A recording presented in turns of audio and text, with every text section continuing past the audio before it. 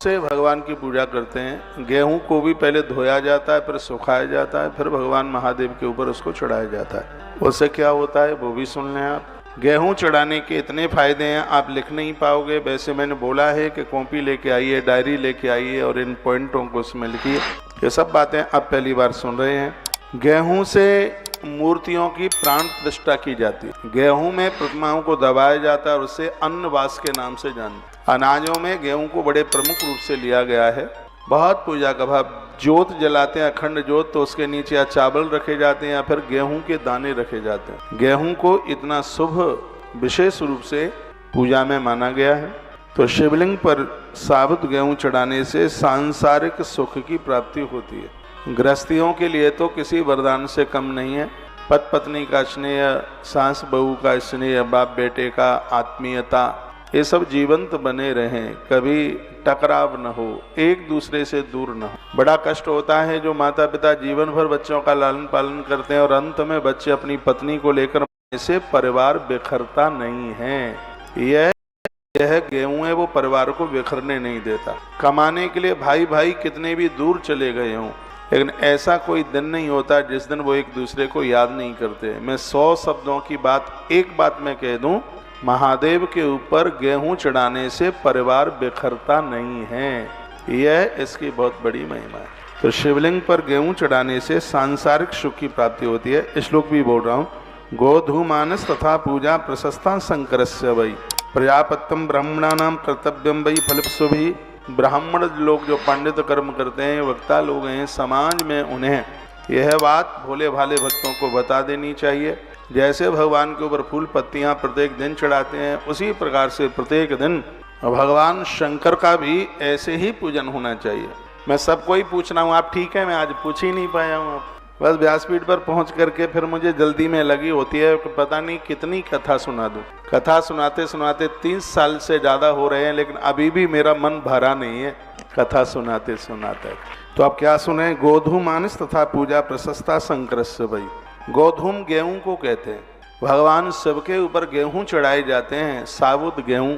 इससे महादेव बहुत खुश होते हैं। इससे परिवार विखंडित नहीं होता, परिवार के लोग इधर उधर नहीं भागते। परिवार को एक संगठित जीवन जीने के लिए प्रत्येक दिन ये गोधूम यानी गेहूं भगवान के ऊपर चढ़ाइए। मैं चढ़ाता हूँ इसलिए क्योंकि आप मुझसे दूर न जाएं, इसलिए यहाँ जुड़े रहें। गेहूं चढ़ाता हूँ मैं शिव के ऊपर। ये संगठित बनाता है, अपनों को अपनों से दूर नहीं करता। यह इसकी बहुत विशेषता है।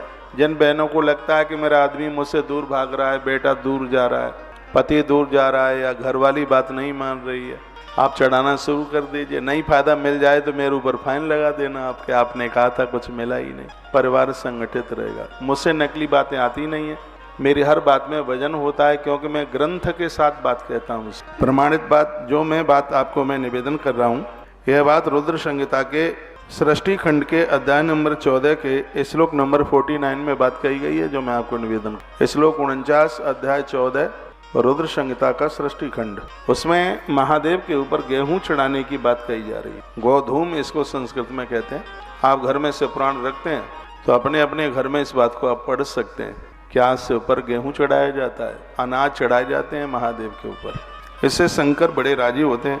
जिन घरों में पति पत्नी में बनती नहीं है, महादेव की पिंडी के ऊपर यह गेहूं चढ़ाने से तलाक जैसी ये परेशानियां दूर हो जाती। दोनों एक दूसरे के बिना रह नहीं सकते, इतना प्रेम इतना स्नेह बढ़ता है।